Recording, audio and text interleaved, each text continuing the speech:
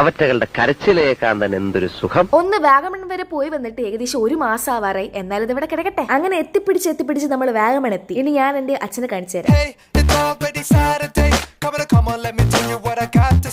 Tour പോകണമെന്ന് വല്ല അറിഞ്ഞാൽ പിന്നെ എന്റെ അച്ഛനമ്മയും പിടിച്ചാൽ കിട്ടില്ല. പിന്നെ ഞാൻ ഒറ്റക്കാണ് നടന്നത്. അത് എന്താണെന്ന് വെച്ചാൽ നമ്മൾ ആണ്ടിലും മാമണിക്കയിലാണ് വീട്ടിൽ നിന്ന് തന്നെ പുറത്തിറങ്ങുന്നത്. പണ്ട് ഞാൻ പൊടിയായിരിക്കുമ്പോൾ, അതായത് ഏകദേശം 3-4 വയസ്സായിരിക്കുമ്പോൾ വീട്ടിൽ പോലും ഇരിക്കാറില്ലായിരുന്നു. കാരണം എപ്പോഴും അച്ഛനും അമ്മയും ടൂറ് കൊണ്ടുപോകായിരുന്നു. മൂന്നാർ പോയിട്ട് വരുമ്പോൾ ഊട്ടി പോയിട്ട് വരുമ്പോൾ പൊന്മുടി പോയിട്ട് വരുമ്പോൾ ബാംഗ്ലൂർ, അങ്ങനെ ഫുൾ കറക്കുവാണ് നമ്മൾ.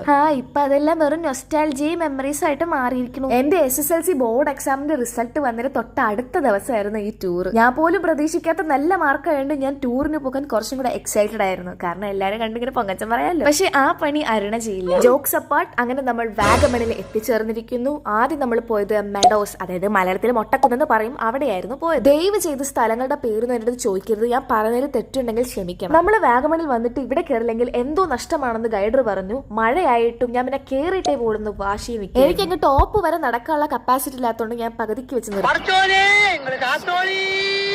ശരിക്കും പറഞ്ഞാൽ അപ്പുറത്ത് നിന്ന് ഇപ്പുറത്തെ ആളെ കാണാൻ പറ്റില്ല, അത്രയ്ക്ക് മഞ്ഞുണ്ടായിരുന്നു. പക്ഷെ ഫോണിൽ നമുക്ക് ക്ലിക്ക് ചെയ്യാൻ പറ്റിയിട്ടില്ല. നിങ്ങൾ സബ്സ്ക്രൈബ് ചെയ്യുമ്പോൾ ആ മണിയൊക്കെ അടിച്ച് പൊട്ടിച്ച് നമുക്ക് ഐഫോണൊക്കെ എടുത്ത് വ്ളോഗ് സെറ്റ് ആക്കാം. ശേഷം നമ്മുടെ മെയിൻ സെഗ്മെന്റ് ആയ ഫുഡ് അടിയായിരുന്നു. പിന്നെ അങ്ങോട്ട് നടന്നതായിരുന്നു ചരിത്രം. മഴ വന്നു, കാറ്റ് വന്നു, മഞ്ഞ് വന്നു, അങ്ങനെ സ്ഥലങ്ങളൊന്നും നമുക്ക് നേരെ കാണാൻ പറ്റിയില്ല. ഇതിനിടയ്ക്ക് നമ്മൾ പോയ 2-3 സ്പോട്ട്സ് ഒക്കെ ക്ലോസ്ഡ് ആയി മഴ കാരണം. ആ ഒരു വിഷമത്തിലാണ് നമ്മൾ ഈ സ്പോട്ടിൽ എത്തിയത്. ഒടുക്കത്തെ തണുപ്പും ഒടുക്കത്തെ വ്യൂവും നമ്മൾ ഏറ്റവും കൂടുതൽ സമയം സ്പെൻഡ് ചെയ്തത് ഇവിടെ തന്നെയാണ്. പിന്നെ അരുണ വ്ളോഗ് എടുക്കാൻ മറന്നുപോയി.